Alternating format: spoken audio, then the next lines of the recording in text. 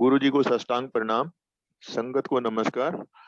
सबसे पहले मैं गुरु जी का शुक्राना करूंगा कि आज मुझे अपॉर्चुनिटी दिया कि गुरु जी के साथ जो पल मैंने बिताए हैं, अपने जो अनुभव हैं, अपने जो एक्सपीरियंस हैं, मैं संगत के साथ शेयर कर सकूं। उसके लिए गुरु जी का शुक्राना। और साथ में जो मैनेज कर रहे हैं, पर्टिकुलरली सिंगला सिंगला अंकल जिनका कल फोन आया था, गुरु जी किसी को मीडिएटर बनाते हैं, तो उन्होंने मौका दिलवाने के लिए उनको मीडिएटर बनाया, तो उनका भी धन्यवाद। बाकी स्टार्ट में करता हूँ कि गुरुजी के पास गुरुजी की इच्छा के बिना कोई तब तक नहीं पहुंच सकता जब तक गुरुजी ना चाहें। और हमारे जो गुरुजी हैं साक्षात भगवान है, सुप्रीम अथॉरिटी है, गुरुजी से ऊपर कोई नहीं है। अब ये मैं आपको बताता हूँ जो मैंने खुद फील किया है या देखा है, इसमें मुझे किसी तरह का कोई डाउट नहीं है कि हमारे गुरुजी इज द सुप्रीम अथॉरिटी। और गुरुजी के पास जब तक गुरुजी की इच्छा ना हो तब तक कोई नहीं जा सकता। मैं अपना बताता हूँ। मुझे कोई मेरा फ्रेंड 2002 से ये बोल रहा था कि हमारे गुरुजी साक्षात भगवान है, महाशिव हैं, तो चलो। लेकिन उस टाइम मेरे माइंड के अंदर ये होता था कि जितने भी साधु संत महात्मा हैं सब फ्रॉड होते हैं और सिर्फ पैसा झाड़ने का एक जरिया है।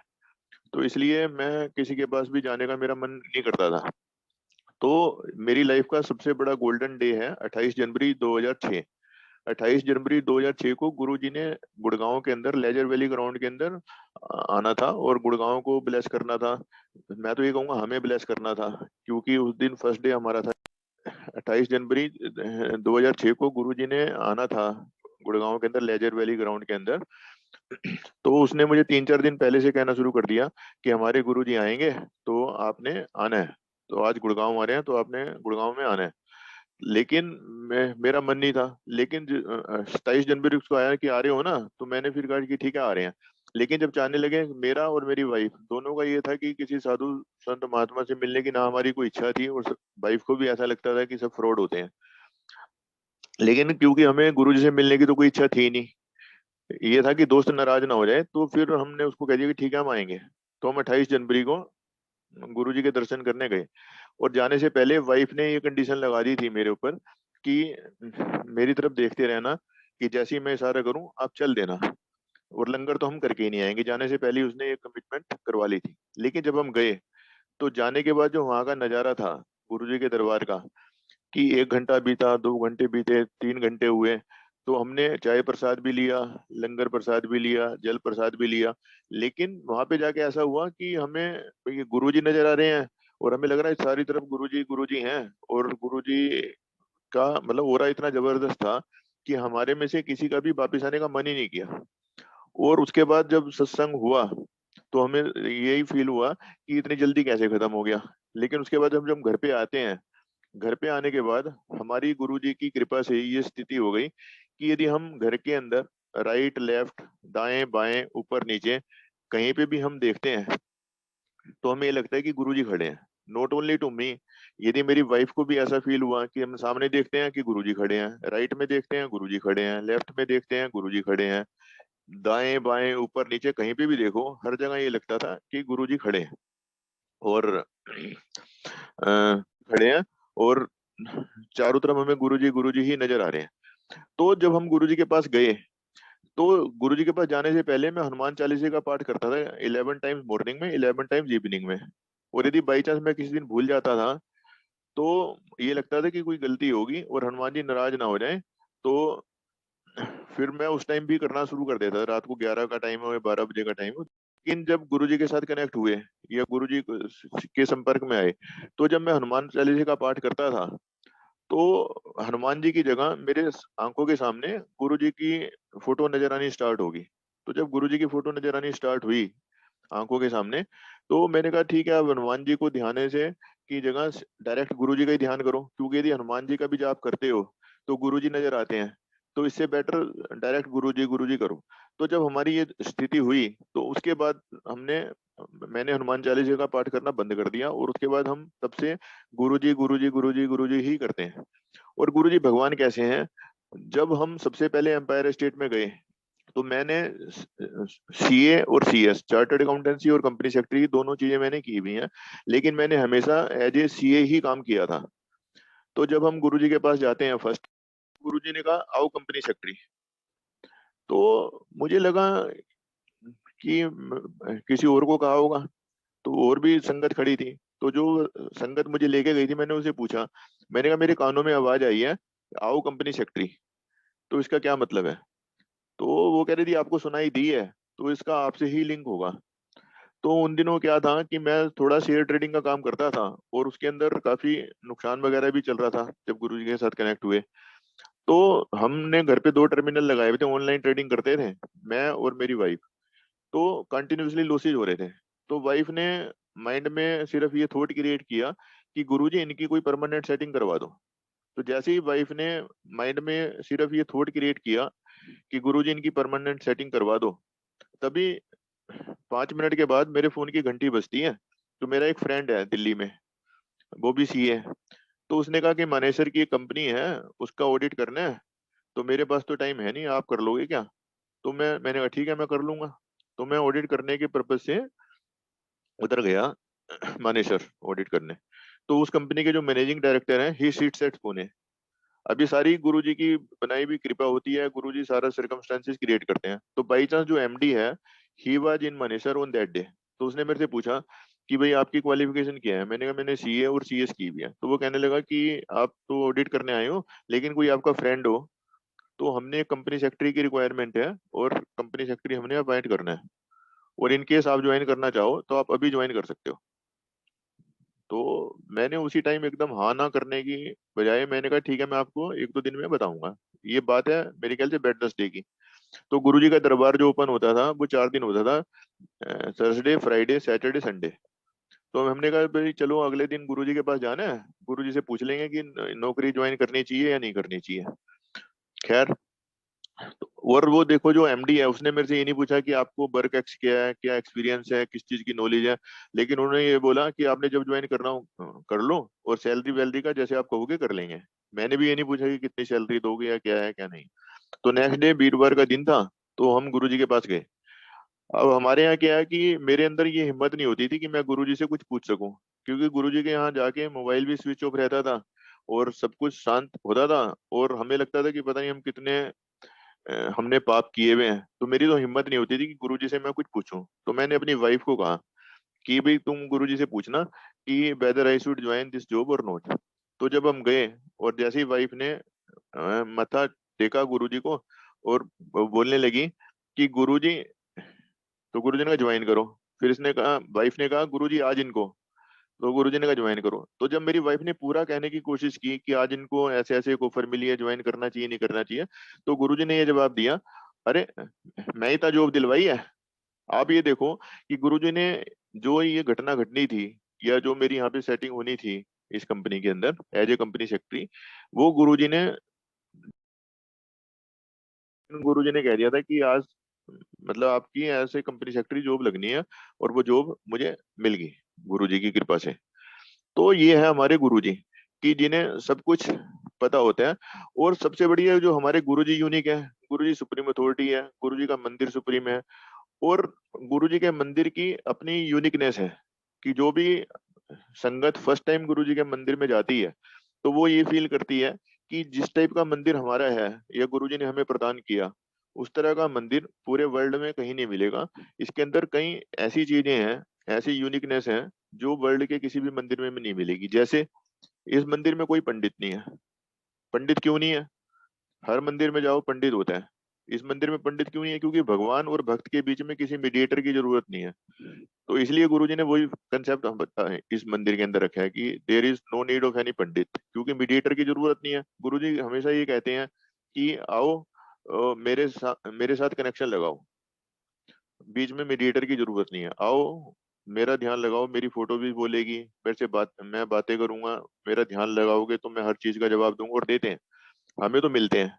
कि कोई भी प्रॉब्लम हो और गुरुजी का सच्चे मन से ध्यान लगाओ, इंटेग्रेशन से पूरे, तो गुरुजी पूरा ध्यान रखते हैं। दूसरा, गुरुजी के मंदिर में कोई डिस्क्रिमिनेशन नहीं है। गुरुजी के दरबार में छोटा हो, बड़ा हो, अमीर हो, गरीब हो, मिनिस्टर हो, जो जो मर्जी हो, तो सबको सेम लंगर मिलता है, सेम प्रसाद मिलता है, सेम चाय प्रसाद मिलता है, सेम जल प्रसाद मिलता है, सेम लाइन से दर्शन होते हैं।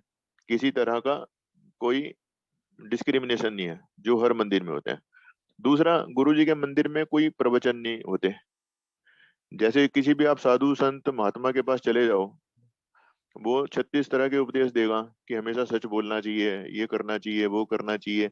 लेकिन भगवान ने हमारा जो बॉडी है या दिमाग है इस टाइप का बनाया, यदि हम कोई गलत काम करते हैं, हमें ऑटोमेटिकली अंदर से आवाज आती है कि ये काम गलत है, लेकिन फिर भी हम करते हैं, क्योंकि हम शॉर्टकट के थ्रू राइज करना चाहते हैं, इसलिए हम वो गलत काम करते हैं। लेकिन भगवान हमेशा अंदर से हमें बताता है कि ये काम गलत है और ये काम ठीक है, गलत काम हमें नहीं करना चाहिए, फिर भी हम जानबूझ के करते हैं। तो मतलब हमारे गुरु जी के मंदिर में कोई पंडित नहीं है, कोई प्रवचन नहीं है, कोई डिस्क्रिमिनेशन नहीं है, किसी तरह का कोई भ्रम नहीं है। और मंदिर महाशिवरात्रि को और मंदिरों में क्या होता है कि लोग बेल पत्र लेके जल दूध वगैरह चढ़ाते हैं शिवलिंग पे। हमारे मंदिर के अंदर एंटर करो, उधर ही बहुत बड़ा बड़ा लिखा हुआ है कि शिवलिंग के ऊपर कुछ भी चढ़ाना सख्त मना है। इवन शिवरात्रि वाले दिन भी हमारे मंदिर के अंदर किसी तरह का जल या दूध वगैरह शिवलिंग के ऊपर नहीं चढ़ाया जाता, जो पूरे वर्ल्ड के मंदिरों में चढ़ाया जाता है। तो ये हमारे गुरु जी हैं, गुरु जी ने हर चीज अलग की भी। प्रसाद है, प्रसाद गुरु जी के मंदिर में यूनिक है, किसी भी मंदिर में मुझे नहीं लगता ऐसा होगा कि चाय प्रसाद मिलता हो, या मंडे को समोसा प्रसाद मिलता हो, ब्रेड पकौड़ा प्रसाद मिलता हो। मतलब गुरु जी की, हमारे गुरु जी हर चीज में यूनिक है। दूसरा ये है कि कहीं पे भी जाओ, आप किसी साधु संत महात्मा के पास जाओ, वो प्रवचन सुनाते हैं, हम इंटर देखते हैं हाँ भाई ये सही बोल रहा है, वो हमें ऑलरेडी पता होता है, क्योंकि कोई भी साधु संत महात्मा यही बोलता है कि आपने सबका अच्छा करना है, वो झूठ नहीं बोलना, ये नहीं करना, वो हमें पता होता है। लेकिन हमारे गुरु जी ऐसे हैं, जब हम गुरु जी के पास बैठते हैं, गुरु जी ने कोई प्रवचन नहीं किया, गुरु जी का ऑरा इतना जबरदस्त था कि यदि आप सामने बैठ जाओ आपका उठने को मन नहीं करता था, आपको ये लगता था कि आप स्वर्ग में बैठे हो। जैसे मैं अपना बताता हूँ इंस्टेंस, एक बार हम जैसे गुरु जी के मंदिर में 5 बड़े फंक्शन होते हैं। जो पहला होता है महाशिवरात्रि का, जो फरवरी में होती है। उसके बाद होता है बैसाखी का, 13 अप्रैल का। फिर होता है गुरु जी का बर्थडे सेलिब्रेशन, उसके बाद गुरु पूर्णिमा, फिर 31 दिसंबर। तो ये 5 गुरु जी के मंदिर में बड़े फंक्शन होते हैं। तो एक बार गुरु पूर्णिमा का फंक्शन था, गुरु पूर्णिमा 2006 का।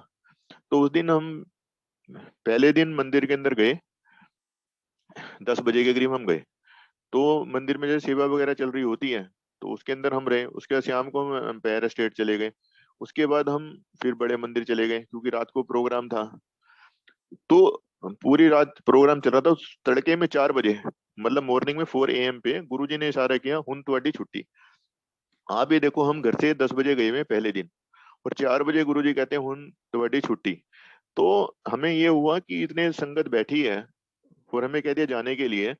तो ये तो गुरुजी को नहीं कहना चाहिए था, जब तक हमारा मन करता तब तक बैठाना चाहिए था। लेकिन आप ये देखो, ऐसी कोई जगह नहीं होगी, यदि आप 10 बजे चले जाते हो और अगले दिन 4 बजे आप आते हो, तो आपको लगे कि आपको जल्दी भेज दिया। लेकिन गुरुजी के यहाँ से आने का मन ही नहीं करता था। और आप गुरुजी की कृपा ये देखो, मैं 4 बजे बड़े मंदिर से चला, घर पे 5 बजे के आसपास पहुंचा। उसके बाद थोड़ी आधा पौना घंटा लेट आऊंगा, फिर नहाया धोया, उसके बाद मैं ऑफिस में चला गया। तो ऑफिस में जाने के बाद भी पूरा काम किया, किसी तरह की सुस्ती नहीं आई, सारी परफॉर्मेंस सही रही। ये क्या, गुरुजी के पास जब हम जितनी देर बैठते थे, तो गुरुजी हमारे अंदर पावर देते थे, गुरुजी का ओरा होता था, ब्लेसिंग्स होती थी, जिसके कारण हमें ये नहीं लगता था कि हम थक गए, बल्कि हमारी पावर बढ़ जाती थी। और गुरुजी के सामने से उठने का मन नहीं करता था। उसके बाद मैं आपको बताता हूँ, जैसे गुरुजी के यहाँ जो भी एक्सपीरियंस सुनने को मिलते हैं, जैसे हम तो वो किसी गुरुजी ये कहते हैं कि जो आपको एक्सपीरियंस सुनने को मिलता है, तो आप उसके ऊपर भरोसा करो या ना करो, लेकिन डिसरिलाई मत करो। भरोसा तब करो जब वो तुम्हारे साथ घटित हो जाए। अब मैं आपको अपनी लाइफ के, जब से हम गुरुजी के साथ कनेक्ट हुए हैं, वो एक्सपीरियंस सुनाता हूँ जो भगवान के अलावा कोई कर नहीं सकता। जैसे पहला एक्सपीरियंस ये है कि हमने ये एक्सपीरियंस सुना था कि किसी संगत की गाड़ी बिना पेट्रोल के चली। तो ये एक्सपीरियंस हमारे साथ भी घटित हुआ। हमारे साथ कैसे हुआ कि एक बार 2007 की बात है, तो हमें जाना था अम्बाला कैंट। तो गए, तो मेरी गाड़ी स्टार्ट हुई नहीं। तो जब गाड़ी स्टार्ट नहीं हुई, तो एक स्कूटर भी रखा हुआ था उस टाइम, तो स्कूटर स्टार्ट किया, स्कूटर खैर हो गया। तो हम गाड़ी से जाने की जगह स्कूटर से, जैसे हमने गुड़गांव के अंदर इफ्को चौक है उधर स्कूटर पार्क किया, और वहां से आगे बस में या कैब वगैरह करके हम चले गए। और रात को हम वापिस आए अप्रोक्सीमेटली 1 बजे। सर्दियों के दिन थे। तो स्कूटर उठाना था इफ्को चौक से। तो जब मैंने स्कूटर स्टार्ट किया, वो स्टार्ट होना, पूरी ट्राई कर ली, स्कूटर स्टार्ट हुआ नहीं। फिर जब मैंने स्कूटर को पूरा टेढ़ा किया तो भी स्टार्ट नहीं हुआ। फिर वो LML का स्कूटर होता था, तो मैंने उसको उठा के जब देखा तो देखा उसके अंदर पेट्रोल बिल्कुल नहीं है। तो इफ्को चौक के नजदीक उस टाइम एक पेट्रोल पंप हुआ करता था। तो मैं स्कूटर को, मैं और वाइफ दोनों थे, तो स्कूटर को मैं खींचता हुआ पेट्रोल पंप तक ले गया, और जो पेट्रोल पंप वालों से रिक्वेस्ट की कि भाई थोड़ा सा पेट्रोल इसके अंदर डाल दो। लेकिन वो कहने लगे जी मालिक, चाबी तो मालिक के पास होती है, और मालिक तो मॉर्निंग में आएगा 7 बजे, तो पेट्रोल उससे पहले डल नहीं सकता। खैर जी, हमने रिक्वेस्ट की, उसने मानी नहीं। उसके बाद मेरे माइंड में ये थॉट आया कि भाई हमने तो गुरुजी का एक्सपीरियंस सुना हुआ है कि बिना पेट्रोल के गुरुजी ने गाड़ी चलाई भी है, तो हमारा घर तो यहाँ से सिर्फ 5-6 किलोमीटर है, तो घर तक गुरुजी पहुंचा दे, इतना पेट्रोल डाल दें स्कूटर के अंदर। तो खैर मैंने स्कूटर टेढ़ा किया और किक मारी, स्टार्ट किया, स्कूटर स्टार्ट हो गया। तो हम घर की तरफ चल दिए। तो जब घर आने वाला था, या घर आने में आधा किलोमीटर या 1 किलोमीटर रह गया, तो वाइफ कहने लगी कि अब तो चलो स्कूटर बंद भी हो जाए तो कोई दिक्कत वाली बात नहीं है, कि अब तो हम घर पहुंच ही गए। लेकिन मैंने कहा अब स्कूटर बंद नहीं होगा। कहने लगी क्यों? मैंने कहा जो पेट्रोल की जो सुई है वो फुल पे आ गई, मतलब जिस स्कूटर के अंदर पेट्रोल था ही नहीं, उसका टैंक फुल हो गया। और हम घर पे गए, और उसके बाद मैंने देखा उसका उठा के, जहाँ पे पेट्रोल जीरो था, पेट्रोल था ही नहीं, वो टंकी फुल मिली स्कूटर की, और वो पेट्रोल पता नहीं कितने दिन चला। तो ये है हमारे गुरुजी, मतलब स्कूटर बिना पेट्रोल के चलवाया। अब ये कोई भगवान के अलावा कोई कर नहीं सकता, सिर्फ भगवान ही कर सकता है। दूसरा एक्सपीरियंस मैं बताता हूँ, जैसे किसी के यहाँ शादी होती थी संगत, तो वो गुरुजी को शादी के कार्ड दे देती थी। फिर आगे गुरुजी किसी किसी को कार्ड दे देते थे कि भाई तू इत्थे जाना है। तो हालांकि जिसको कार्ड मिलता था वो जानता नहीं था लड़के वाला कौन है लड़की वाला कौन है, फिर भी वो ट्राई करते थे कि जाएं। क्योंकि इसलिए जाते थे कि गुरुजी की आज्ञा थी, और जाते थे। तो हमें एक बार पानीपत का कार्ड मिला, सिंगला अंकल ने ही कार्ड दिया था, और हम गए। तो जब शादी अटेंड करके आ रहे थे हम, तो रात को जो दिल्ली कैंट की रेड लाइट है, उधर से जैसे हमने कट लिया, तो मेरी गाड़ी का पंचर हो गया। तो जब पंचर हो गया, तो मैंने, रात का टाइम था 1 बजे का, तो उस टाइम मैं था, वाइफ थी, बच्चे भी छोटे थे उस टाइम, हम चारों थे गाड़ी के अंदर। अब मुझे एकदम टेंशन होगी। मैंने कहा भाई ये जो है, अब पंचर कैसे लगेगा गाड़ी का? पंचर लगना तो बड़ा मुश्किल काम है, पंचर कैसे लगाएंगे लगाएंगे तभी पीछे से सरदार जी निकलते हैं। कहने लगे अंकल आपकी गाड़ी का पंचर मैं लगा दूं? मैंने कहा लगा दो। तो उन्होंने खैर गाड़ी का पंचर 5 मिनट में लगा लगा दिया। मतलब बहुत जल्दी लगा दिया, जैसे बस स्टेपनी निकालते हुए नजर आए और स्टेपनी फिट करते हुए नजर आए। उसके बाद मैंने कहा अंकल आपकी क्या सेवा करनी है? तो वो कहने लगे नहीं अंकल सेवा कुछ नहीं करनी, मतलब जो है इंसान इंसान के काम आना चाहिए, तो बस मैंने आपका कर दिया ना तो ठीक है। उसके बाद जब हम नेक्स्ट डे एम्पायर स्टेट के अंदर जाते हैं गुरुजी के पास, तो गुरुजी ने, गुरु मतलब रात के 1:30-2 बजे का टाइम था, अगले दिन हम गुरुजी के पास गए। तो गुरुजी के यहाँ गए तो गुरुजी ने मतलब ये क्लियर कर दिया कि पंचर लगाने, मतलब गुरुजी ने ही भेजा, किसी को अपने दूत को भेजा, उसको भेजा। तो गुरुजी ने ये पूछा कि भाई हाँ भाई रात को गाड़ी खराब हो गई थी, पंचर हो गया, तो उसमें कोई प्रॉब्लम तो नहीं हुई? अभी देखो कौन कर सकता है? भगवान कर सकता है, भगवान के अलावा कोई और कर नहीं सकता। उसके बाद नेक्स्ट एक्सपीरियंस जो मैं बताता हूँ अपना, ये तो जैसे एक्सपीरियंस बताया आपको जब गुरुजी फिजिकल रूप में थे, फिजिकल रूप वाला एक और सुनाता हूँ जो बहुत जबरदस्त एक्सपीरियंस है हमारे साथ। तो जब हमने मंदिर में जाना शुरू किया, बड़े मंदिर में, तो वापसी में जो आते हैं लोग जो गुड़गांव में रहते हैं उनको या दिल्ली में, उनको पता ही है एनसीआर वालों को कि एक शॉर्टकट रास्ता है डेरा गांव का। तो जब हमने मंदिर में जाना स्टार्ट किया था, तो हमारा तब सेकंड या थर्ड चक्कर होगा। तब भी जैसे मैं बताया, हमने जनवरी में जाना शुरू किया, तब सर्दियों के दिन थे। तो वापसी में 10 साढ़े 10 तो बज जाते थे। तो हम वापसी में आ रहे थे, तो एक जगह हमने गलत कट ले लिया। तो जब गलत कट ले लिया, आगे बिल्कुल गुप अंधेरा था। तो मुझे गाड़ी रिवर्स करने में बड़ी दिक्कत होती है। तो उधर एक 2-4 लोग खड़े थे। हमने उनसे पूछा कि भाई साहब गुड़गांव जाना है, तो ये रोड कहाँ जाएगी? वो कहने लगे ये तो रोड आगे बंद है, मतलब आगे रोड ही नहीं है, तो आपको रिवर्स करनी पड़ेगी गाड़ी। और वो रोड इतनी छोटी थी, मेरे लिए पॉसिबल नहीं था कि मैं गाड़ी रिवर्स कर सकूं। तो अब मरता क्या ना करता, तो मैंने ड्राइविंग सीट पे बैठा, मैंने सिर्फ गुरुजी से ये कहा कि गुरुजी, जिस संगत ने मुझे कहा था कि हमारे गुरुजी तो भगवान है, महाशिव है, तो अब मुझसे गाड़ी रिवर्स भी नहीं हो सकती और आगे ये बता रहे हैं कि रोड बंद है, तो अब ऐसे सर्कमस्टांसिस में मैं क्या करूं? तो गुरुजी ने कहा, गुरुजी ने मतलब जैसे कहते हैं ना, गुरुजी को कुछ बताने की जरूरत नहीं है, मैंने सिर्फ मन में ये कहा कि गुरुजी मैं तो फंस गया, ना गाड़ी रिवर्स कर सकता ना कुछ कर सकता हूँ। तभी मैं ड्राइविंग सीट पे बैठा था, मेरा दरवाजा जो है किसी ने नॉक किया, शीशा नॉक किया, ड्राइविंग सीट वाला। तो वो बाइक पे गुरुजी ने आसमान से दो बंदे प्रकट कर दिए जो बाइक के ऊपर आए। तो कहने लगे, अंकल आपने गुड़गांव जाना है? मैंने कहा हाँ। तो वो कहने लगे, हमारे पीछे पीछे आ जाओ। अच्छा, अब आप देखो गुरुजी की लीला या गुरुजी की कृपा कि हमारे माइंड में ये थॉट एक बार भी नहीं आया कि रात के 10:30 11 का टाइम है, सर्दियों के दिन है, गुप्त अंधेरा है, ये बाइक वाले हमें लूट ना ले, क्योंकि वाइफ भी थी, बच्चे भी थे। और पहले लोगों ने कहा था आगे रोड ही नहीं है, तो हमारे दिमाग में ये भी नहीं है कि आगे रोड नहीं है, तो इसका मतलब डेफिनेटली ये लूटने वाले हैं। तो वो सारी गुरुजी की कृपा होती है। तो वो बाइक वाले आगे चलने लगे, हम उसके पीछे पीछे चलने लगे बाइक के पीछे। और आप मानोगे नहीं कि आधा किलोमीटर चलने के बाद जो फरीदाबाद गुड़गांव वाली मेन रोड है, मेन रोड आ गई। तो इससे पहले कि हम उनका थैंक्स बोलते हैं, जो बाइक के ऊपर जो दो लोग आए थे वो डिसअपियर हो गए दोनों। तो ये कौन कर सकता है?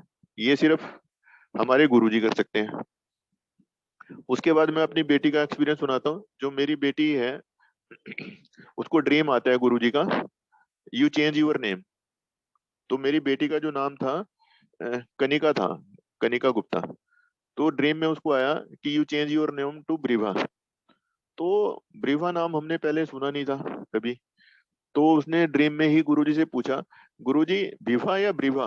तो गुरुजी ने कहा ब्रिवा। गुरुजी ने स्पेलिंग भी बताए, VRIVHA। तो उसके बाद क्या होता है कि हमने हर जगह सर्च हमारी कि ब्रिवा का मतलब क्या है, मीनिंग क्या है। तो हमें मीनिंग नहीं पता चला इसका मीनिंग है क्या। तो उसके बाद दोबारा गुरुजी का ड्रीम आता है। तो गुरुजी ने कहा नाम चेंज कर ली, बेटी को ही आता है। बेटी उस टाइम +1 में थी। तो इसने कहा गुरुजी को कि गुरुजी हमें तो इसका मीनिंग भी नहीं पता चल रहा है, इसका मतलब क्या है। तो गुरुजी ने ड्रीम में ही कहा कि चलो जब नेक्स्ट टाइम आप एम्पायर स्टेट आओगे तो आपको इसका मीनिंग भी पता चल जाएगा। तो जब हम नेक्स्ट टाइम एम्पायर स्टेट जाते हैं तो लंगर में, जैसे गुरुजी के एम्पायर स्टेट में भी एक प्लेट में 4 लोग लंगर करते थे। तो जब हम लंगर कर रहे थे, मेरे साथ डॉक्टर पांडे हैं जो ऑल इंडिया इंस्टीट्यूट में है, AIM में है, डॉक्टर पांडे। तो वो पूछने लगे, अंकल आपने कब से आना शुरू किया? मैंने कहा अभी तो हमें तो 1.5 2 महीने ही हुए हैं। तो कह रहे आपका कोई एक्सपीरियंस है? मैंने कहा हाँ एक्सपीरियंस तो है, लेकिन अब लेटेस्ट ये है कि बेटी को ड्रीम आ रहा है कि यू चेंज यूर नेम, और हमें उसका नाम का मतलब भी नहीं पता चल रहा है, और गुरुजी ने कहा था जब नेक्स्ट टाइम आओगे तो आपको इसका मीनिंग भी पता चल जाएगा। तो फिर वो डॉक्टर पांडे कहने लगे, मैं आपको एक मोबाइल नंबर देता हूँ, वो मेरे पेशेंट हैं, and he is the head of the department of Delhi university, Sanskrit, Sanskrit के वो हेड ऑफ द डिपार्टमेंट। तो उन्होंने उसका मुझे मोबाइल नंबर दे दिया। तो रात का टाइम था तो हम घर पे आए। तो अगले दिन सवेरे मैंने मॉर्निंग में 8 बजे उनको फोन किया, उनका रेफरेंस दिया कि ऐसे ऐसे उन डॉक्टर साहब ने आपका नंबर दिया था और इस वर्ड का हमें मीनिंग चाहिए। तो उनको भी मतलब इसका मीनिंग पता नहीं था। फिर उन्होंने कहा कि ठीक है मैं आपको थोड़ी देर में फोन करता हूँ और आपको इसका मीनिंग बताता हूँ। तो खैर आधे घंटे के बाद उनका फोन आया कि इसका मतलब है एंडलेस लाइट, मतलब ऐसी ज्योति जो कभी बुझे ना। तो इसका उन्होंने ये मीनिंग बताया, एंडलेस लाइट। और फिर उन डॉक्टर साहब ने कहा था जब गुरुजी कहते हैं नाम चेंज करो, वो नाम सर्टिफिकेट में चेंज करना होता है, ये नहीं कि घर पे चेंज कर लो। हमारे दिमाग में ये भी कंफ्यूजन था, हम इसका नाम घर पे चेंज करते हैं या सर्टिफिकेट में चेंज कराएं। और ये भी सुना था कि 10th के बाद नाम चेंज करना बड़ा मुश्किल है। तो मेरी बेटी MIT इंटरनेशनल स्कूल में पढ़ती थी गुड़गांव के अंदर। तो खैर वो नाम चेंज कराने का जैसे प्रोसीजर होता है, दो अखबार में एडवर्टीजमेंट दो, एफिडेविट दो, ये दो वो दो, तो हमने वो प्रोसीजर फुलफिल किया। और उसके बाद उसकी अखबार की जैसे कटिंग वगैरह की कॉपी लगा के मैं MIT स्कूल की प्रिंसिपल के पास गया। तो प्रिंसिपल कहने लगी कि आप नाम के चेंज क्यों करना चाहते हो? मैंने कहा हमारी मर्जी है। कह रहे नहीं मैं इसलिए पूछ रहा हूँ, ज्यादातर लोग नाम चेंज करते हैं ना कि जी गुरु शुरू ने कह दिया तो करते हैं। मैंने कहा पर्पस तो हमारा भी यही है, लेकिन हमें जिन्होंने कहा वो गुरु शुरू नहीं है, ही इज साक्षात Lord Shiva in physical form. तो वो कहने लगे ऐसा कैसे हो सकता है कि भगवान सिर्फ फिजिकल फॉर्म में हो? मैंने कहा ऐसा हो नहीं सकता, ऐसा है। और हमें 120% भरोसा है कि वो गुरुजी हमारे महाशिव है, और उन्होंने कहा तो ये नाम चेंज होगा। तो वो कहने लगी प्रिंसिपल कि ऐसे है, सीबीएसई में आपके जूते घिस जाएंगे, आप जितने मर्जी चक्कर लगा लो, लेकिन 10th के बाद नाम चेंज नहीं हो सकता, जो मर्जी आप ट्राई कर लो। खैर मैंने कहा कोई बात नहीं, हमारे गुरुजी भगवान शिव हैं, और उन्होंने कहा है तो आप एप्लीकेशन हमारी फॉरवर्ड कर दो सीबीएसई को। वो कहने लगे और भी 8-10 बच्चों की एप्लीकेशन आई भी है, ठीक है मैं आज सबकी फॉरवर्ड कर देती हूँ। तो उस प्रिंसिपल ने सब बच्चों की एप्लीकेशन फॉरवर्ड कर दी सीबीएसई को, इंक्लूडिंग माई डॉटर। तो उसके बाद 10 दिन के बाद उसका फोन आता है प्रिंसिपल का कि भाई साहब आपकी किससे जान पहचान थी। मैंने कहा क्या हुआ। कह रहे जो हमने 11 केसेस भेजे थे 10 रिजेक्ट हो गए, सिर्फ आपकी बेटी का नाम चेंज हो गया, मतलब बेटी का नाम अप्रूव हो गया for change from Kanika to Briva. तो मैंने कहा मैंने आपको कहा था ना कि हमें जिन्होंने कहा वो भगवान शिव है। तो मुझे मैंने तो सीबीएसई के ऑफिस भी नहीं देखा, मैं तो उधर गया नहीं। तो मैंने आपको बताया था कि हमारी तो साक्षात भगवान शिव से जान पहचान है, और जब उन्होंने कहा तो 100% चेंज होगा, चेंज ना होने का कोई मतलब नहीं किसी भी तरह का। तो कहने लगी ठीक है। तो उसने भी कहा कि मतलब मेरे से गुरुजी के बारे में पूछा क्या है। तो उसके बाद कई टीचर्स को भी पता चला एमआईटी स्कूल के, उसके बाद एमआईटी स्कूल के कई टीचर्स ने भी गुरुजी के पास जाना स्टार्ट कर दिया। तो मतलब गुरुजी ने ये भी काम करवाया करवाया जो इम्पॉसिबल काम था।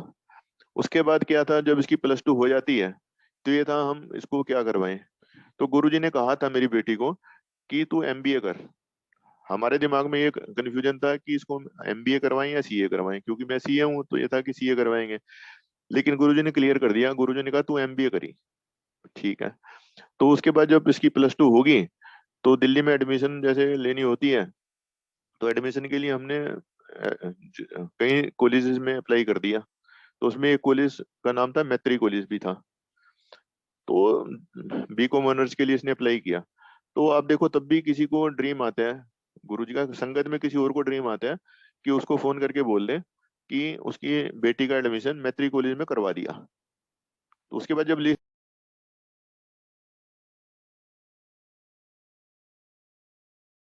मैत्री कॉलेज की लिस्ट आती है, तो उसके अंदर जो कट ऑफ थी गलती से 89% की निकलनी थी, 89.2 की। लेकिन वो मिस प्रिंटिंग हो गई, 89 की जगह 86 आ गया, 86.2% नंबर। और मेरी बेटी के नंबर थे 86.4%। तो मेरी बेटी की एडमिशन होगी उधर स्कूल, मतलब कॉलेज के अंदर। तो उसके बाद कॉलेज वालों को 2-3 दिन के बाद अपनी गलती पता चली कि कट ऑफ 89% निकलनी थी, वो गलती से 86 पता नहीं कैसे टाइपिंग मिस्टेक होगी। तो उसके बाद उन्होंने एडमिशन रोक दी। तो जो और लोग थे उन्होंने यूनिवर्सिटी में कहा कि या तो उसकी एडमिशन भी कैंसिल करो या हमारी भी कराओ। तो आप देखो गुरुजी ने और बच्चों को भी ब्लेस करना था। तो जिस साल मेरी बेटी ने बीकॉम ऑनर्स में एडमिशन ली, तो एक नया सेक्शन मैत्री कॉलेज में चालू हुआ, और फिर उसी कट ऑफ के हिसाब से चला 86.2 के हिसाब से। और मैत्री कॉलेज में हमेशा कट ऑफ जो आती है हमेशा 90+ आती है। तो उस बार मेरी बेटी के नंबर 86.4 थे, तो इसकी उधर एडमिशन गुरुजी ने करवानी थी। तो नोटिस बोर्ड पे भी गलत कट ऑफ लिखवा दी और बेटी की एडमिशन हो गई। तो ये है हमारे गुरुजी। उसके बाद जब इसकी बीकॉम ऑनर्स होगी, उसके बाद गुरुजी ने कहा बता एमबीए करो। तो इसने जो एंट्रेंस एग्जाम होता है, एंट्रेंस एग्जाम दिया एमबीए के लिए। कैट और मैट दो होते हैं ना, तो कैट का दिया। तो उसके अंदर भी इसकी जो कट ऑफ है थोड़ी इतनी बढ़िया नहीं आई कि आईआईएम वगैरह में एडमिशन हो सके। तो प्राइवेट कॉलेजेस में एमआईटी नोएडा सबसे अच्छा इंस्टीट्यूट है एमबीए के लिए। तो हमें था कि चलो एमआईटी नोएडा में करवा देते हैं। तो एमआईटी नोएडा की भी जो कट ऑफ थी उसके नंबर थोड़े उससे कम थे। तो जैसे उन्होंने कहा था कि मिनिमम इतने नंबर वाला अप्लाई कर सकता है, तो इसके नंबर उससे थोड़े कम थे। लेकिन अब गुरुजी की आप लीला देखो। तो तभी मेरे बेटे का उस दिन जब हमने एमआईटी में एडमिशन करवानी थी, तो बेटे का रिजल्ट आया +2 का। बेटा भी प्लस एमआईटी स्कूल में पढ़ता था, तो इसने टॉप किया सीबीएसई में जब एग्जाम है अपने स्कूल में टॉप किया, गुड़गांव के अंदर टॉप किया, अखबार में भी इसकी फोटो आई थी। तो एमआईटी स्कूल की जो प्रिंसिपल जो डायरेक्टर थी वही एमआईटी कॉलेज की जो नोएडा में एमबी है उसकी डायरेक्टर है अमिता चौहान। तो उसका घर पे फोन आया कॉन्ग्रेचुलेशन देने के लिए बेटे को। तो जब उसका फोन आया कि आपके बेटे से बात करनी है, तो मैंने कहा एक बार बेटे से बात तो मैं करवा दूंगा, पहले एक बार मेरे से बात कर लो। क्या क्या है? मैंने कहा मेरी बेटी ने भी आपके स्कूल से की थी, उसने भी टॉप किया था, और उस टाइम जब आपने प्राइज दिया था तो आपने ये कहा था कोई काम हो तो बताना। अब हमारा एक काम है कि हमने एमबीए में एडमिशन दिलानी है, तो और वो उधर कट ऑफ है मान लो 90%, इसके थोड़े से कम नंबर है तो हो नहीं रही। वो कह रहे हैं कोई नहीं, आप फॉर्म जमा करा के मुझे फॉर्म नंबर बता देना, आपकी एडमिशन समझो हो गई। तो ठीक है। तो उसके बाद आप गुरुजी की लीला देखो, इसने मैट का भी एग्जाम दिया था, तो मैट में इसके नंबर बहुत बढ़िया आए, तो मैट के बेसिस पे इसकी ऑटोमेटिकली एडमिशन होगी एमआईटी नोएडा में। तो आप देखो कोई डायरेक्टर फोन नहीं करता मेरे पास, डायरेक्टर का जो अमिता चौहान है उसका फोन आता है मेरे नंबर पे कि आपने अपनी बेटी की एडमिशन करानी थी, अब हमारे पास एक ही सीट रहेगी है, आपने मुझे उसका फॉर्म नंबर नहीं बताया। मैंने कहा नहीं मैडम, उसकी तो एडमिशन अब रूटीन में हो गई। कहने लगे वो कैसे, हमारे यहाँ तो बिना उसके होती नहीं, बिना एक नंबर कम के होती नहीं। मैंने कहा नहीं, उसके मैट में नंबर बहुत अच्छे आ गए थे, उसके बेसिस पे एडमिशन होगी। अब आप देखो गुरुजी की कृपा कि जब एलिजिबिलिटी नहीं थी तो भी उसकी एडमिशन करवा दी, तो ताकि उसको ये फील ना हो कि मैं सिफारशी हूँ। तो गुरुजी ने उसके मैट में नंबर दिलवा दिए, ताकि on the basis of merit उसकी एडमिशन होगी उधर। तो ये गुरुजी की कृपा है। उसके बाद एक बार क्या है, जैसे हम एक्सपीरियंस सुनते थे लोगों के कि गुरुजी को पता होता था कि किसके मन में क्या है और कौन बंदा कहाँ पे खड़ा है। तो एक बार क्या हुआ, ये भी एम्पायर स्टेट की बात है कि हमारे जब हम जाते थे मैं और वाइफ, तो गुरुजी ने ये रिस्ट्रिक्शन लगाई हुई थी मेरे ऊपर कि लंगर के बाद मेरी छुट्टी, मतलब मैं अंदर नहीं बैठ सकता एम्पायर स्टेट में, तो मुझे बाहर जाना होता था, लेकिन वाइफ अंदर रहती थी। तो मैं बाहर आ गया, तो 11:30 12 का टाइम था रात के। तो जो सामने प्लॉट होता था ना एम्पायर स्टेट के सामने, तो मैं उधर खड़ा हो जाता था, गली में टहलता रहता था, तो बाहर से गुरुजी नजर आते रहते थे गली में से। तो उसी टाइम पर मतलब बढ़िया लगता था, कोई किसी तरह की कोई परेशानी नहीं होती। तो 11:45 12 बजे के करीब जो डॉक्टर मुरली मनोहर जोशी हैं, जो मिनिस्टर भी थे, उनकी बेटी है निवेदिता जोशी, वो मेरे पास आती है, कह रही है अंकल आपको गुरुजी बुला रहे हैं, आप गुप्ता अंकल ही हो, आपको गुरुजी बुला रहे हैं। अब मैं तो उसको देखा भी नहीं था, निवेदिता तो उससे पहले जानता नहीं था कि ये, तो खैर मैं जब अंदर गया तो गुरुजी से कहा कि गुरुजी आपने बुलाया। तो गुरुजी ने मेरे हाथ में एक कार्ड दिया, कोई नोएडा में दिलेर मेहंदी का प्रोग्राम था, ਇੱਥੇ आई। ठीक है, तो कार्ड लिया। उसके बाद जब घर पे जाके देखा, उस कार्ड के ऊपर लिखा हुआ था कि इसके ऊपर ओनली 2 पर्सन कैन अटेंड। तो बच्चे भी थे, बच्चों का भी जाने का मन था। तो जब अगले दिन हम जाते हैं गुरुजी के पास, गुरुजी कहने लगे ले तेरे बच्चों का मन है, एक कार्ड और ले। तो मतलब गुरुजी को पता था कि बच्चों के मन में क्या है, तो गुरुजी ने अगले दिन एक कार्ड हमें और दे दिया, तो हमारे पास 2 कार्ड हो गए, और हमने उधर गए फंक्शन में गुरुजी। और गुरुजी के प्रति बच्चों की भी इतनी दृढ़ इच्छा होती थी गुरुजी के दर्शन करने की। एक बार रात को 11 बजे के करीब बच्चे कहने लगे कि हमने गुरुजी से मिलना है, गुरुजी को देखना है। मैंने भी कह दिया कि ठीक है ले चलता हूँ। अब हमारे ऊपर ये रिस्ट्रिक्शन थी गुरुजी की कि हफ्ते में एक बार आना है, मतलब एक बार से ज्यादा हम नहीं जा सकते। तो जब गुरुजी की रिस्ट्रिक्शन थी कि हफ्ते में एक बार ही जा सकते हैं, तो मैंने कहा हम तो चले गए थे वीरवार को, क्योंकि हमारे से तो रुका नहीं जाता था, हम तो वीरवार को चले जाते थे। तो जो बच्चे हैं, उस दिन मेरे ख्याल से फ्राइडे या सैटरडे का दिन होगा, तो 11 बजे मैंने उन्हें गाड़ी में बैठाया, तो मैं दोनों बच्चों को ले गया, बच्चे छोटे थे उस टाइम। तो जब ले गया तो मैंने कहा जाओ अंदर। तो बच्चे अंदर जाने की उनकी वो ना हो, उन्हें डर लगे कि गुरुजी मतलब डर लगे कि अंदर जाएंगे तो क्या एक्शन रिएक्शन होगा। अब गुरुजी को पता था कि बच्चों के अंदर दृढ़ इच्छा है मेरे दर्शन करने की, और अब वो डर के कारण अंदर आ नहीं रहे। तो गुरुजी की आप लीला देखो, गुरुजी अपने आसन से, अपनी गद्दी से उठे, और जो सामने रूम होता था उधर चले गए। तो मुझे लगा शायद अब ड्रेस चेंज करने गए होंगे, लेकिन गुरुजी अंदर गए। जैसे ही गुरुजी अंदर गए तो बच्चे जाके गुरुजी की जो गद्दी है बिल्कुल उसके पास जाके बैठ गए। लेकिन गुरुजी ने ड्रेस वगैरह कुछ नहीं चेंज करनी थी, तभी आके दोबारा अपने आसन के ऊपर आ गए। तो बच्चों से कहने लगे तुसी कितने आए? इन्होंने कहा गुरुजी गुड़गांव से आए। कितने नाल आए हो? पापा नाल। केडे पापा? तो इन्होंने बताया केडे पापा। तो उसके बाद कहने दर्शन हो गए ना, सुन जाओ बस। तो मतलब गुरु जी को पता था कि बच्चे रात को, बच्चों में स्ट्रोंग इच्छा है दर्शन करने की, तो दर्शन करने के लिए आए हैं। तो और अंदर आ नहीं पा रहे हैं, तो इसलिए गुरुजी खुद बच्चों की इच्छा पूरी करने के लिए अपने आसन से उठ के रूम में गए और फिर बाहर आके गुरुजी के दर्शन दिए। उसके बाद कहा ठीक है, आप जाओ, अब दर्शन हो गए। तो ये हमारे गुरु जी हैं। उसके बाद जैसे भगवान है, हम कहते हैं कि ये जो भगवान है, भगवान ही है जो एक से ज्यादा जगह पे at a particular point of time प्रकट हो सकते हैं। तो ये भी हमने एक्सपीरियंस अपनी आंखों से, या मेरे अपने साथ हुआ है। एक बार क्या है कि हमारे दिमाग में ये चलता था कि गुरुजी, जो संगत है, संगत तो पूरी रात बैठी रहती थी, और हमें तो आप 10, 11, साढ़े 11 बजे दे दे तो छुट्टी, कभी 12 नहीं बजे कि हमें भी रात के 12 बजे तक बैठने का कभी मौका मिले।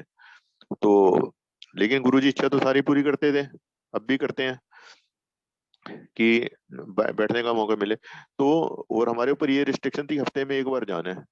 तो हम वीरवार को जा चुके थे। उसके बाद अगले दिन फ्राइडे को मैं दिल्ली से आ रहा था अपने ऑफिस के काम से, रास्ते में एम्पायर स्टेट पड़ा। जब एम्पायर स्टेट पड़ा तो मेरी इच्छा हुई कि चलो अंदर चलें, लेकिन साथ में फिर दिमाग में ये आया कि गुरुजी ने रिस्ट्रिक्शन लगाई भी है कि दूसरी बार आना नहीं, तो अब जाऊंगा तो वो आज्ञा का उल्लंघन है। तो मैंने घर पे फोन किया, आंटी ने भी मना कर दिया कि ठीक है, ऐसे नहीं जाना चाहिए। लेकिन फिर मैंने मन में दूसरा थॉट ये आया कि मैक्सिमम गुरुजी डांटेंगे, इससे ऊपर तो कुछ नहीं है, यदि भगवान डांट भी ले वो भी हमारी भलाई के लिए है, चलो भाई अंदर जाना चाहिए। तो खैर मैं इसी हुआ पुआ में रहा कि अंदर जाऊं या ना जाऊं। अल्टीमेटली मैंने डिसाइड किया कि मैक्सिमम गुरुजी डांटेंगे या मैक्सिमम ये कहेंगे भाई कल आया था, आज क्यों आया, चला जा, वापिस जा। मैंने कहा, यही तो होगा, इससे ऊपर तो कुछ नहीं है। तो खैर मैं अपना दिल मजबूत करके अंदर चला गया। और वैसे हम पीछे बैठते थे ताकि गुरुजी को नजर ना आए, कि सारा करके ये ना कह दे भाई तुम्हारी छुट्टी है। तो उस दिन मैं जाके गुरुजी के आसन के नजदीक ही बैठ गया, इसलिए कि भाई मैंने चोरी की है, यदि गुरुजी ने भगाना होगा तो एकदम कह देंगे भाई जाओ, वरना बैठने देंगे। खैर मैं बैठ गया और गुरुजी ने देख भी लिया, और गुरुजी ने कुछ नहीं कहा। तो लंगर किया, उसके बाद 9:30 बजे, 10 बजे, 10:30 बजे, 11 बजे, 11:30 बजे, पौने 12 बजे, मैं बड़ा खुश। मैंने कहा एक तो मैंने आज आज्ञा का उल्लंघन किया है, और एक हमारी इच्छा थी कि 12 बजने चाहिए, और आज गुरुजी ने पौने 12 तो बजवा दिया, तो 12 भी बज ही जाएंगे। लेकिन अब गुरुजी ने उस दिन भी 12 तो नहीं बजवाने थे लेकिन डांटा नहीं। तो गुरुजी अपने आसन से उठे, और एम्पायर स्टेट में जो उनका कमरा रूम है जहाँ पे वो चेंज करने जाते हैं चोला, तो मुझे लगा शायद चोला चेंज करने गए होंगे। तो उठे और अपने रूम की तरफ गए। और मैं बाहर जहाँ पे वाटर कूलर होता था ना, मैं आया तो मैं बड़ा खुश था। मैंने कहा घर पे फोन करके वाइफ को ये बताऊंगा कि आज तो मेरे 12 बज जाएंगे गुरुजी के दरबार में। लेकिन टू माई सरप्राइज, कि जैसे ही मैं बाहर निकला जहाँ पे वाटर कूलर होते हैं, वहां पे गुरुजी खड़े थे ऑलरेडी दूसरी ड्रेस में। जैसे अंदर पिंक ड्रेस में थे, बाहर येलो ड्रेस में थे। तो अंदर वाले गुरुजी ने भी मेरे से बात की, बाहर वाले गुरुजी ने भी मेरे से बात की। अब मैं ये बड़ा हैरान कि गुरुजी तो जो अंदर थे दूसरी ड्रेस में थे, और वो तो सामने अपने कमरे में गए थे, चूल्हा चेंज करने गए थे या जिस टाइप से गए थे, और ऐसा तो कुछ हुआ नहीं। और ये बाहर दूसरी ड्रेस के अंदर खड़े हैं। तो गुरुजी मुस्कुराए, ऐसे की कर रहे हैं। अब मैंने गुरुजी को तो कहा नहीं कि बाहर तो मैं इसलिए आया था आंटी को बताने कि आज 12 बजेंगे ही बजेंगे, और इसलिए आया। तो गुरुजी ने वहीं पे मुस्कुरा के मुझे कहा, हुन अंदर नहीं जाना, बाहरों ही छुट्टी। तो अब गुरुजी ने उस दिन भी 12 नहीं बजने दिए। लेकिन उस दिन गुरुजी ने मुझे मतलब अपना डबल रूप के दर्शन दिए, मतलब बाहर भी थे अंदर भी थे। तो उस दिन मुझे पक्का हो गया कि गुरुजी जो हमें था कि महाशिव है, सबसे सुप्रीम अथॉरिटी है, उस दिन गुरुजी ने मुझे दिखाया, पर्सनली दिखाया कि गुरुजी अंदर भी हैं बाहर भी हैं। अब जब Guruji at a particular point of time मुझे ही डबल रूप में दर्शन दे दिए, तो इट मीन्स गुरुजी कहीं पे भी किसी भी समय किसी भी ड्रेस में किसी भी रूप के अंदर प्रकट हो सकते हैं, और होते हैं। तो ये गुरुजी के डबल दर्शन हुए। उसके बाद मैं अगला एक्सपीरियंस सुनाता हूँ अपने बेटे का। जो मेरा बेटा है, नहीं, बेटी का तो मैंने आपको बता दिया। वैसे पहले नाम चेंज किया, फिर बीकॉम ऑनर्स में एडमिशन दिलवाई, फिर एमबीए में एडमिशन दिलवाई, फिर एमबीए के बाद उसकी जो प्लेसमेंट है, प्लेसमेंट करवा दी। और उस टाइम रिसेशन चल रही थी जब उसकी प्लेसमेंट हुई मेरी बेटी की। लेकिन उसको गुरुजी की कृपा से 3 जगह से ऑफर आ गई। मतलब 3 जगह गुरुजी ने उसकी अपॉइंटमेंट करा दी, ताकि उसकी चॉइस रहे कि उसने कहाँ ज्वाइन करना है। और उसके बाद टाइम टू टाइम उसकी प्रमोशंस भी होती रही, और सब कुछ मतलब बढ़िया चलता रहा। अब मैं सुनाता हूँ, उसके बाद उसकी मैरिज करवाई। मैरिज के अंदर भी गुरुजी ने हमें मतलब हर स्टेप पे दिखाया कि गुरुजी हमारे साथ खड़े हैं। हमने उसकी शादी चंडीगढ़ जाके की थी, और चंडीगढ़ में जो हमने वेन्यू बुक करवाया, तो जब हमने सिंगल अंकल को कार्ड दिया था वेन्यू का, तो सिंगल अंकल ने कहा इस वेन्यू में तो गुरुजी भी गए हुए हैं। मतलब जो हमने वेन्यू बुक किया, that venue was also blessed by Guruji. और आप ये देखो कि उस वेन्यू के अंदर जो हम गए, जिस दिन मैरिज थी, बहुत जबरदस्त बारिश थी। तो सबने कहा, रिश्तेदारों ने भी कहा, सबने कहा कि अरेंजमेंट अंदर करवा लो, ओपन में मत रखो। हमने कहा नहीं, गुरुजी ने ये वेन्यू बुक करवाया हुआ है, और गुरुजी ने भी इस वेन्यू को ब्लेस किया हुआ है। यदि बारिश होगी तो जहां मर्जी हो, लेकिन हमारे वेन्यू पे नहीं होगी। और वही हुआ कि पूरे चंडीगढ़ में बारिश थी, लेकिन उस 1-1.5 किलोमीटर के एरिया में कोई बारिश नहीं हुई। लेकिन जैसी बेटी की विदाई होती है, एकदम बहुत मूसलाधार बारिश होती है। और गुरुजी ने दिखाया कि मैंने बारिश को रोका हुआ था। ये नजारा हमने अपनी आंखों से देखा। ये नजारा हमने अपनी आंखों से देखा। एक बार हम बड़े मंदिर में बैठे थे, ओले पड़े, तो पूरे गुड़गांव के अंदर जो ओले होते हैं नॉर्मल राउंड शेप में होते हैं, राउंड शेप के ओले थे। लेकिन जो बड़े मंदिर में पड़े, उसके अंदर शेप्स बनी हुई थी, आकृतियां बनी हुई थी। किसी के अंदर गणेश जी बने हुए थे, किसी में जलेबी बनी हुई थी, किसी में समोसे की आकृति थी। ये नजारा हमने अपनी आंखों से देखा। ये नजारा हमने अपनी आंखों से देखा। जो समाधि है गुरु जी की, उसमें से त्रिशूल निकल रहे हैं, और जो ऊपर शिवलिंग है उसके अंदर समा रहे हैं। ये नजारा मैंने और मेरी वाइफ दोनों ने देखा। ये ये मतलब गुरुजी ने दिखवाया, मतलब हमें साक्षात नजर आया कि वहां से त्रिशूल निकल रहे हैं, उसके अंदर समा रहे हैं। एक बार बैसाखी वाले फंक्शन के दिन हमारी भी ड्यूटी थी ऊपर शिवलिंग के पास। जैसे पहले उसको शिवलिंग को साफ करने की हमारी भी ड्यूटी थी, तो हम ऊपर थे। तो उस दिन जो शिवलिंग है, शिवलिंग में जैसे 3 लाइनें हैं, बीच में आंख बनी हुई है। तो वहां से अचानक अमृत प्रकट हुआ। ये बात है 13 अप्रैल 2007 की। तो वहां से अमृत प्रकट हुआ, और वो अमृत हमने, मतलब मैंने, वाइफ ने और बच्चों ने भी चखा हुआ है। मतलब उस टाइम जो संगत थी, सारी संगत को मिला। थोड़ा सा अमृत प्रकट हुआ, और चांस की बात है, ताकि अमृत वेस्ट ना हो, तो किसी के पास जग भी था, जग के अंदर लिया। उस टाइम जो भी संगत प्रेजेंट थी, सारी संगत को अमृत का प्रसाद मिला। और उसका क्या टेस्ट था अमृत का, वो शब्दों में व्यक्त नहीं किया जा सकता। वो ऐसा था जिसे कह दो कि उतना बढ़िया टेस्ट आज तक ना हुआ है, ना हो सकता है, ना होने की कोई पॉसिबिलिटी है। उसके बाद जो मेरा बेटा है, बेटे ने इंजीनियरिंग करवानी थी, उसने एआई ट्रिपल ई का एग्जाम दिया। अब जब एआई ट्रिपल ई का उसने एग्जाम दिया, जिस दिन रिजल्ट आना था, रिजल्ट आने से पहले दिन गुरु जी ने ड्रीम में ये बता दिया कि उसका रैंक क्या है, और ये भी बता दिया भाई उसकी प्लेसमेंट कहाँ पे हो, उसकी सॉरी एडमिशन कहाँ पे होगी। तो गुरु जी ने बता दिया भाई तेरा रैंक है ऑल इंडिया रैंक 5403, और एडमिशन एनआईटी कुरुक्षेत्र में होगी। और स्ट्रीम भी बता दिया कि इस स्ट्रीम ये स्ट्रीम लेना है। तो अगले दिन जब रिजल्ट आया, मतलब जो रिजल्ट आउट होना था नेक्स्ट डे होना था, लेकिन पहले दिन गुरु जी ने रैंक तक बता दिया कि तेरा रैंक 5403 है। और अगले दिन जब लिस्ट आई, तो उसका रैंक 5403 ही था। और गुरुजी ने जो बताया था कि तेरे लिए एनआईटी कुरुक्षेत्र रखा हुआ है और ये स्ट्रीम रखा हुआ है, उसी एनआईटी कुरुक्षेत्र में ही उसकी एडमिशन कराई गई, और वही स्ट्रीम उसको दिलवाया।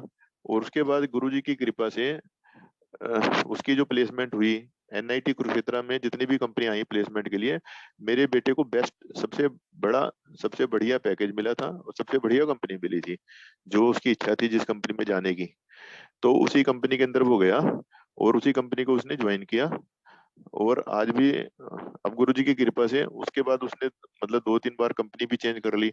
और आज की डेट के अंदर जिस पैकेज पे स्टार्ट किया था, आज उसका पैकेज उससे 4-5 टाइम ज्यादा है।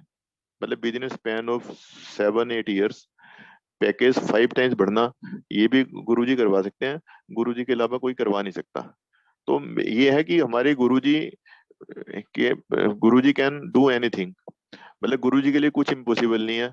अब गुरुजी कहते हैं कि मेरे पास जो लोग आते हैं वो पैसा मांगते हैं। अब पैसा मांगने का क्या फायदा है, मान लो किसी को पैसा दे दिया गुरुजी ने, और साथ में कैंसर हो गया, तो करेगा क्या। अब गुरुजी कहते हैं जो मेरे पास आते हैं और जो मुझे सही ढंग से याद करते हैं या मेरे साथ कनेक्शन जोड़ते हैं, तो सबसे पहले मैं क्या करता हूँ, उनकी उनको लाइफ देता हूँ, हेल्थ देता हूँ। बाकी तो जो ये चीजें हैं, पैसा है, ये तो उनको वैसे मिल जाता है कॉम्प्लीमेंट्री। जैसे मार्केट में स्कीम होती है 2 के साथ 2 फ्री, तो गुरुजी कहते हैं सबसे पहले मैं लाइफ एक्सटेंड करता हूँ। अब लाइफ एक्सटेंड करने का भी कोई बेनिफिट नहीं है। यदि किसी की लाइफ 100 ईयर्स की दे दी लेकिन वो बेड रिटर्न हो जाता है एट द एज ऑफ 60, तो उसका ऐसी लाइफ का कोई एडवांटेज नहीं। गुरु जी कहते हैं मैं लाइफ एक्सटेंड करता हूँ, साथ में हेल्थ देता हूँ, और बाकी सारी चीजें तो आपको वैसे मिल जाती है फ्री में। दूसरा गुरु जी ये कहते हैं कि जितनी देर आप मेरे मंदिर में आओगे, मेरे सत्संग में आओगे, या मेरे साथ कनेक्शन जोड़ोगे, उतने टाइम आप हॉस्पिटल से दूर रहोगे। ये गुरु जी के ढंग है। और आप देख भी सकते हो कि जो टाइम आप गुरुजी के सत्संग के लिए निकालते हो, या गुरुजी के सत्संग में जाने के लिए निकालते हो, या कुछ भी करते हो, किसी भी टाइप का गुरुजी से रिलेटिंग कोई भी काम करते हो, उतना टाइम, हमें जो पता चले या ना पता चले, लेकिन ये 100% सर्टेन है कि उतने टाइम हमें किसी डॉक्टर के पास जाना पड़ता या किसी हॉस्पिटल में एडमिट रहना पड़ता, तो गुरुजी जो बीमारियों को उधर से निकाल देते हैं जितना टाइम हम गुरुजी के साथ जोड़ते हैं। और दूसरा ये है कि संगत जो गुरु जी के साथ जुड़ती है, तो संगत के दिमाग में कई बार ये रहता है कि यार उसने तो अभी आना स्टार्ट किया, उसका तो गुरु जी ने बहुत कल्याण कर दिया, हमें 30 साल हो गए हैं हमारा कल्याण नहीं हुआ, या हमें 50 साल हो गए जोड़े में हमारा कल्याण नहीं हुआ। तो गुरु जी ने खुद कहावत जो हमने खुद सुना है, गुरु जी कहते हैं एक तो ये कि जो संगत मेरे पास आती है, तो ये उसके ऊपर डिपेंड करेगा कि उसको मेरे पास आने से क्या मिलेगा। कह रहे कई संगत तो आती है वो मुझे समझती है कि बहुत बड़े पहुंचे हुए साधु महात्मा है, तो कह रहे यदि कोई संगत ये समझती है कि बहुत बड़े साधु महात्मा है, तो साधु महात्मा तो है, जाएंगे वो ये प्रवचन करके ये बता देगा कि आपको ये करना चाहिए ये नहीं करना चाहिए। किसी बड़े बहुत बड़े एस्ट्रोलॉजर या तांत्रिक के पास चले जाओगे, तो वो ये बता देगा कि आपको ये होने वाला है और ये आपको उपाय करना पड़ेगा। और कई लोग जो मेरे पास आते हैं वो ये समझते हैं कि मैं भगवान हूँ, और भगवान कुछ भी कर सकते हैं। तो कह रही है उसके ऊपर डिपेंड करता है कि कोई मेरे पास किस रूप में, मतलब मुझे वो क्या समझ के आता है। यदि कोई मुझे ये समझ के आता है कि मैं साधु महात्मा हूँ, तो मैं वही वाला काम करूंगा जो साधु महात्मा करते हैं। यदि कोई ये समझ के आता है कि गुरुजी बहुत बड़े एस्ट्रोलॉजर हैं या बहुत बड़े तांत्रिक हैं, तो मैं उसके हिसाब से ट्रीटमेंट दूंगा। यदि कोई ये समझ के आता है कि गुरुजी सुप्रीम अथॉरिटी है, गुरुजी साक्षात महाशिव है, तो सबको पता है कि महाशिव जो है वो कुछ भी कर सकते हैं, सारे भगवान उनके अंडर हैं। और जैसे इंडिया के अंदर कोई भी काम कराने के लिए यदि किसी की प्राइम मिनिस्टर ऑफ इंडिया से जान पहचान हो, तो उसको छोटे मोटे मिनिस्टर से जान पहचान रखने की कोई जरूरत नहीं, ना चीफ मिनिस्टर से ना सेंट्रल मिनिस्टर से, क्योंकि डायरेक्ट उसकी पीएम से जान पहचान है। सिमिलरली जिसकी भगवान शिव से डायरेक्ट जान पहचान है, तो बीच के जो देवी देवताएं हैं, देवी देवता वगैरह हैं, उनसे आपकी जान पहचान हो या ना हो वो इमेटीरियल है, क्योंकि सब कुछ अल्टीमेटली अथॉरिटी गुरु जी हैं। गुरु जी ने ही उनको फंक्शन अलॉट किए हुए हैं। जैसे प्राइम मिनिस्टर फंक्शन अलॉट करता है, कोई फाइनेंस मिनिस्टर है, कोई होम मिनिस्टर है, कोई हेल्थ मिनिस्टर है, कोई कोई मिनिस्टर है। सिमिलरली गुरुजी ने पोर्टफोलियो दिए हुए, लक्ष्मी जी को दिया हुआ है धन देने का, किसी को ज्ञान देने का, किसी को कुछ देने का, लेकिन उसको उतनी ही अथॉरिटी है जितनी गुरुजी ने डेलीगेट की भी है। मान लो यदि किसी ने, गुरुजी ने ये कहा है लक्ष्मी जी को कि मिस्टर ए को मैक्सिमम 10 लाख रुपए देने हैं, तो लक्ष्मी जी 10 लाख ही देंगी, ये नहीं कि 10 लाख की जगह 11 लाख दे दें। लेकिन गुरुजी कैन गिव अनलिमिटेड। तो गुरुजी इसलिए कहते हैं कि मुझे मानो, मांगने की जरूरत नहीं है, क्योंकि जब हम गुरुजी के पास जाते हैं तो गुरुजी को पता है कि इसको किस चीज की जरूरत है। कई बार हमें ये लगता है कि यदि हमारे पास पैसा आ जाए तो हम बहुत खुश रहेंगे, लेकिन गुरुजी को पता है यदि इसके पास पैसा आ भी गया लेकिन उसको कैंसर होने वाला है या कोई ऐसी लाइलाज बीमारी होने वाली है, सारा पैसा इसका उसके ऊपर खर्च हो जाएगा। तो ऐसे पैसे का क्या फायदा है? कोई फायदा नहीं, किसी तरह का उसका बेनिफिट नहीं है ना पैसे का कोई। तो गुरुजी फिर मना करते हैं उसको कि इसका, इसलिए कहते हैं गुरुजी को मानो। अब यह है कि गुरुजी को मानो, अब कैसे मानो? अब हमारे गुरुजी ने हर चीज का बहुत सरल, सूक्ष्म और सिंपल उपाय बताया है। ऐसा उपाय बताया है जिसके अंदर एक पैसे का खर्च नहीं है। अब गुरुजी ने कहा कि मुझे खुश करने के लिए ना तो कोई फूल चढ़ाने की जरूरत है, ना फल चढ़ाने की जरूरत है, ना पैसा चढ़ाने की जरूरत है, ना लाउड स्पीकर में तेज तेज चिल्लाने की जरूरत है, मतलब कुछ करने की जरूरत नहीं है। तो करने की क्या जरूरत है? गुरुजी ने बेसिकली 3 चीजें बताई हैं। पहली, कि जब मेरे मंदिर में आते हो या मेरे दरबार में जाते हो, एम्पायर स्टेट में जाते हो या किसी भी सत्संग में जाते हो, सबसे पहला गुरुजी का आदेश है कि अपना मोबाइल स्विच ऑफ रखो। मोबाइल स्विच ऑफ रखने का मतलब ये है switch off, not on the silent mode. एक बार गुरुजी से किसी संगत ने पूछा था कि गुरुजी जब आप कहते हो कि मोबाइल स्विच ऑफ होना चाहिए तो हम साइलेंट पे रख सकते हैं? तो गुरुजी ने कहा वाइब्रेशन एक जगह से मिलेगी, वाइब्रेशन आप चाहे मोबाइल से ले लो या मेरी ले लो। तो जिस संगत को गुरुजी की वाइब्रेशन चाहिए, उसके लिए स्विच ऑफ का मतलब स्विच ऑफ है कि मोबाइल स्विच ऑफ होना चाहिए। और जिस संगत को ये लगता है कि चलो भाई हम तो आ गए हैं, ठीक है, जो मिलेगा वो भी ठीक है, ना मिला वो भी ठीक है, वो चाहे वाइब्रेशन मोड पे रख ले। तो मतलब ये है, गुरुजी ने कहा कि मोबाइल स्विच ऑफ रखो। और साथ में एक चीज और भी होती है कि जब हम गुरुजी की आज्ञा मानते हैं, जैसे जब हम किसी भी भगवान की जिसको हम मानते हैं उसकी आज्ञा मानते हैं, तो वो बदले में कुछ देते हैं। और यदि हम उसकी आज्ञा नहीं मानते हैं तो और भगवान जी सजा देते हो, हमारे गुरुजी सजा तो नहीं देते हैं, लेकिन यदि हम उनकी आज्ञा मानते हैं तो कुछ देते जरूर हैं। तो कहने का मतलब, यदि आप मान लो महीने में 10 बार की सत्संग में जाते हो और सत्संग में एंटर करने से पहले अपने मोबाइल को स्विच ऑफ कर लेते हो, इट मीन्स आपने कम से कम गुरु जी की आज्ञा को 10 बार माना। तो 10 बार यदि आपने गुरु जी की आज्ञा को माना, तो गुरु जी 10 बार उस आज्ञा को मानने के बदले में कुछ ना कुछ डेफिनेटली देंगे। तो ये हमारे गुरु जी। पहला है, गुरु जी कहते हैं कि मोबाइल स्विच ऑफ रखो। दूसरा कहते हैं गुरु जी कि मेरे मंदिर में जब एंटर करते हो, अकल और रफल, दिमाग और अहंकार को बाहर रख के आओ। मतलब ये मत सोचो कि मैं बहुत बड़ा आदमी हूँ, मैं तो प्राइम मिनिस्टर ऑफ इंडिया हूँ, या मैं तो बहुत बड़ा डॉक्टर हूँ, मैं तो बहुत बड़ा वकील हूँ। यहाँ पे कुछ नहीं चलता भाई। गुरुजी की साइंस वहां से स्टार्ट होती है जहाँ पे बहुत बड़े से बड़े साइंटिस्ट की साइंस खत्म होती है। मतलब गुरुजी स्टार्ट बेयर साइंस एंड्स। तो ये है गुरुजी। मतलब गुरुजी ने कहा कि, एक है गुरुजी ने कहा कि गुप्त पाठ करो। गुप्त पाठ करने का मतलब ये है कि गुरुजी कहते हैं जब भी मेरा नाम लो वो गुप्त होना चाहिए। गुप्त मीन जैसे आप कहीं पे भी बैठे हो, घर में बैठ जाओ, कहीं पे भी बैठ जाओ, तो उसके लिए उसकी जरूरत नहीं। आप नहा के करो, बिना नहा के करो, दिन में करो, रात को करो, दोपहर में करो, तड़के में करो, वो कोई नहीं। ये इंपॉर्टेंट है कि आप गुरु जी का जब ध्यान कर रहे हो तो उसका सिस्टम वही फॉलो होना चाहिए। जब आप गुरु जी के लिए 5 मिनट निकाल रहे हो या 2 मिनट निकाल रहे हो, ये इंपॉर्टेंट नहीं है कि आप 2 घंटे निकालो। ये इंपॉर्टेंट है कि यदि आप 2 मिनट भी निकाल रहे हो गुरु जी के लिए, उस टाइम आपका मोबाइल स्विच ऑफ होना चाहिए। मतलब वो प्रिंसिपल तब भी लागू होता है यदि आप घर में गुरु जी का ध्यान कर रहे हो। यदि आपने गुरु जी का ध्यान कर रहे हो, 5 मिनट के लिए आपने गुरु जी का ध्यान करना है, मान लो आपने यही कहना है गुरु जी गुरु जी गुरु जी गुरु जी गुरु जी, तो उस टाइम भी मोबाइल को अपने को स्विच ऑफ रखो। ये नहीं कि कोई मैसेज आ रहे हैं, बीच में व्हाट्सएप चेक कर रहे हो या कुछ कर रहे हो।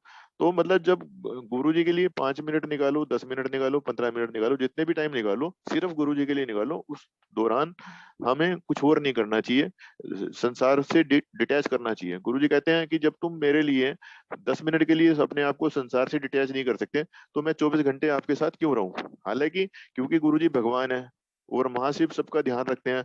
वैसे भी कहते हैं भोले भंडारी हैं, तो गुरुजी तो सबका ध्यान रखते ही हैं। लेकिन और ज्यादा ध्यान तक कब रखेंगे, यदि हम गुरुजी की बातों को मानेंगे। मानने का मतलब प्रैक्टिकल लाइफ में इंप्लीमेंट करेंगे।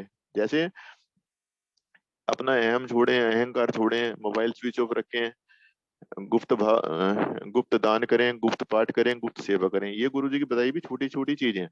बाकी मैं सुनाने को गुरु जी की महिमा, ये जितना गुरु जी भगवान के बारे में, गुरु जी के बारे में कोई कुछ नहीं बता, रत्ती भर नहीं बता सकता। सिर्फ जो उसने फील किया है उतना बता सकते हैं। तो मैंने आज जो मेरे गोल्डन पल गुरु जी के साथ बीते, उनको अपने ढंग से एक्सप्लेन बताने की कोशिश की है, चेष्टा मात्र है। लेकिन यदि मैं गुरु जी की महिमा को, जो एक्सपीरियंस हमारे ऊपर या हमारी फैमिली के ऊपर हुए हैं, मैं बताता रहूं, तो मैं 24 आवर्स नॉन स्टॉप सुना सकता हूँ। लेकिन समय की मर्यादा को देखते हुए मैं अपनी वाणी को विराम देता हूँ। और अब आगे जो मैनेजमेंट है उनसे रिक्वेस्ट करता हूँ आगे का वो करें। जय गुरु जी, थैंक यू गुरु जी, और थैंक यू मैनेजमेंट। जय गुरु जी।